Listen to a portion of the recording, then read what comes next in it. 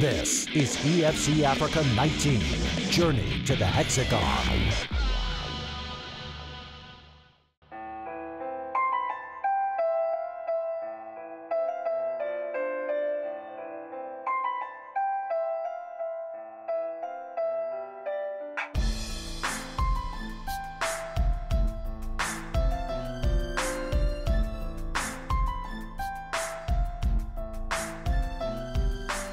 I was born in Angola, in the south.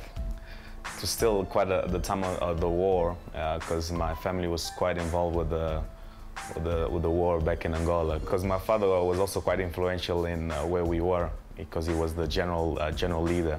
When I was young, we had to relocate quite a lot with my family. Wasn't that quite a stable upbringing as most people would have, but yeah, it was along those lines. My father, I believe he was poisoned when he was still in Luanda. Then they brought him here to South Africa for treatment. He was in the Unitas hospital in Centurion. Then he eventually died. Here, he came with my mom here. Then my mom saw that the war at home was still pretty much active. Then she decided that it would be best if we come here in South Africa and just live that other life for now. We had just lost our father, so it was that chance we needed to see our mother and sort of hear from her that everything was okay. Tragically, DeMart and Deborah's mother passed away soon after they had lost their father. As a young, naive child, when my father passed away in '98, I thought to myself, you know what, now that your father passed away, there's no way your mother can pass away now, so she's probably only gonna pass away when she's like old, because I thought life is fair. It was hard to even talk about it. It was really hard. What do I do, you know? I just had to, like, you know, stand up for myself as such. Losing her, I cried every single day for 2 years. That's how it was.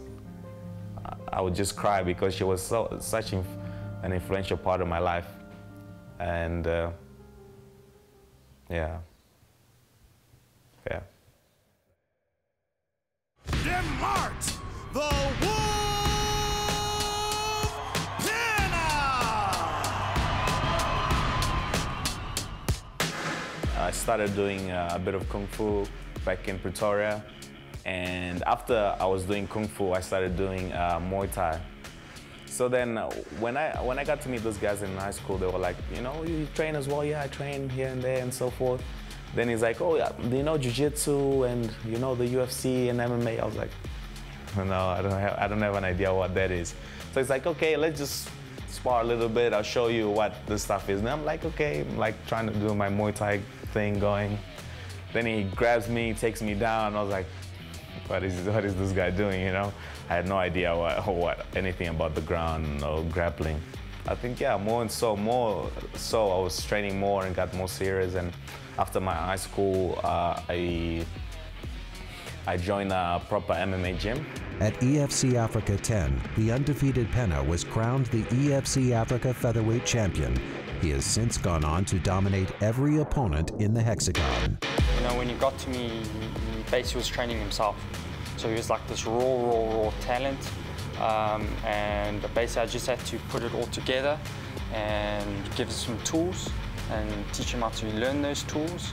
And he's super hard working at the end of the day, and that's why he's got the results that he's got. I am proud of him because not only is he doing this and making Africa proud, making his EFC proud, he's making his family proud and making himself proud. It actually saved my life because from the background that I'm from and the things that I've faced and seen in my life, you know, I'm actually quite a decent guy, I believe.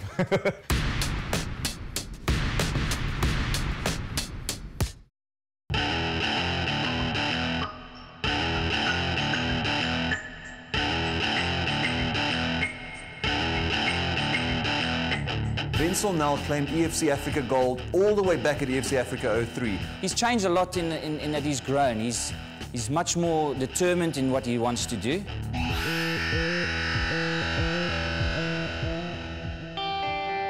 I grew up in a children's home with almost 120 kids. I can tell you all the negative stuff or I can tell you all the positive stuff.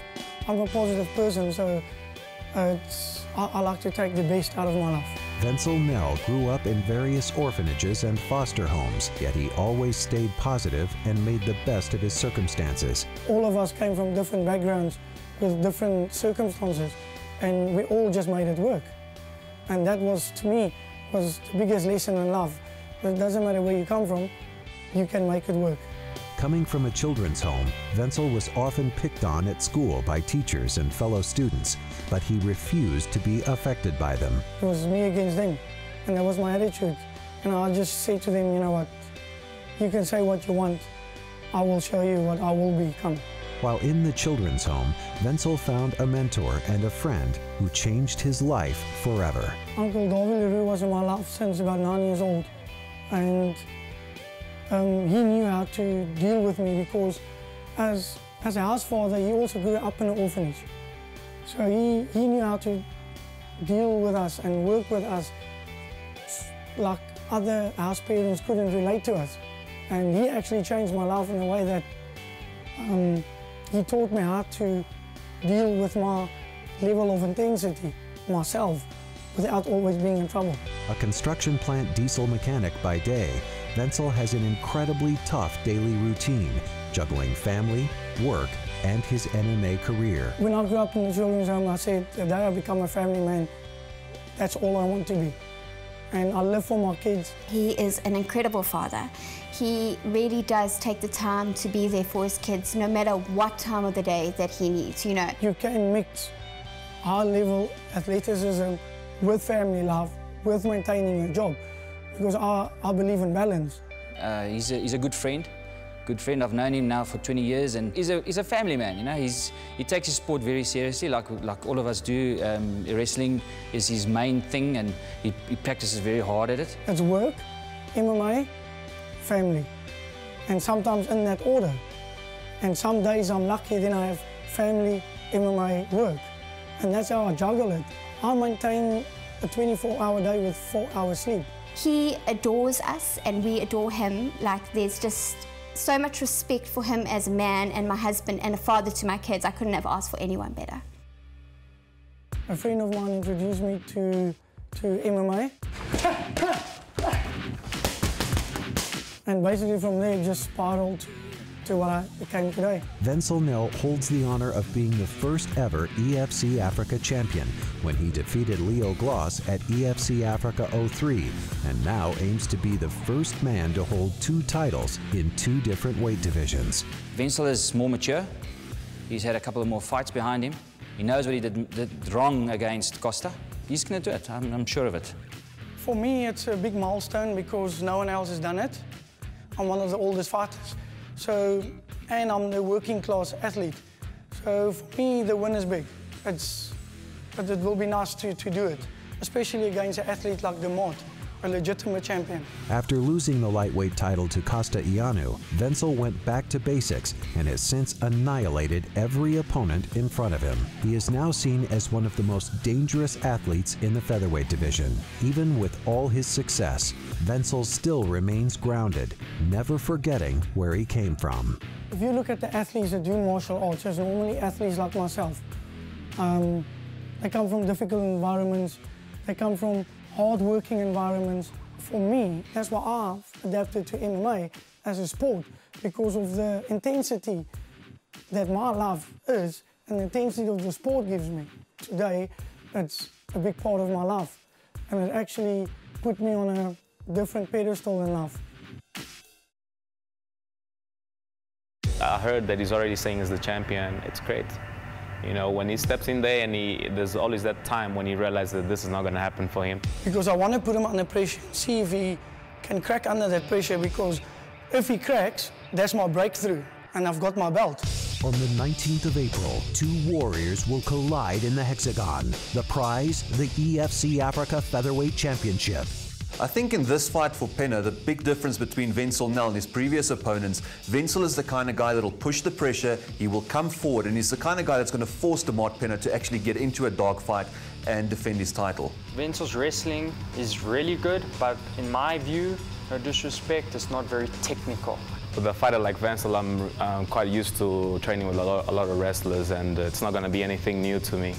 Undefeated in the Hexagon, the current featherweight champion Pena will face his toughest test yet.